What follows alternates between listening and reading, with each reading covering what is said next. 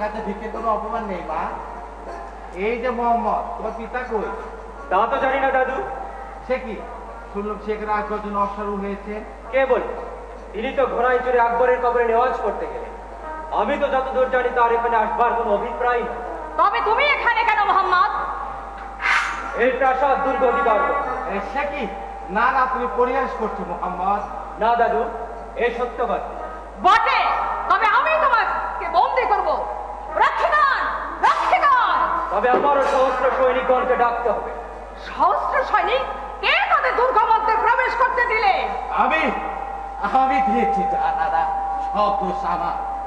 আমি সেনবাস ঔরঙ্গজেব পত্রে যা যা চেয়েছিল আমি সব লিখে দিয়েছি। আমি স্বপ্ন ভাবিনি মোহাম্মদ। দাদু, তবে কি আমি বুঝবো যে আমি তোমার হস্তে বন্দী? বন্দী নন দাদু, তবে আপনার বাহিরে যাওয়ার অনুমতি নাই। এটি একটি সত্য ঘটনা না সব স্বপ্ন? আমি কি? আমি সম্রাট শাহজাহান। তুমি আমার পৌত্র আমার সম্মুখে দাঁড়িয়ে তরবারি খুলে কি একদিকে সংসার নিয়ম কানুন সব পাল্টে গেল। একদিন যা রোষ হয়তো চক্ষু থেকে ওই ঔরঙ্গজেব আর তার পুত্র সে বন্দী জাহানারা। কি কন্যা, তোর ঠোঁট লড়ছে, কথা বার হচ্ছে না, চক্ষু দেখতে স্থির সুন্দর দৃষ্টি নির্গত হচ্ছে, গন্ড দুটি ছায়ের মতো সাদা হয়ে গিয়েছে। কি হয়েছে মা? না বাবা, কিছু না, কিন্তু জানতে পারলে কেমন করে বাবা? আমি শুধু তাই ভাবছি।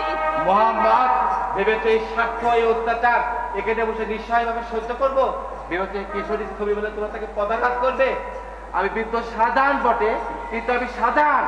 এই কে আছো? নিয়ে এসে আবার বলবো আর তরবারি।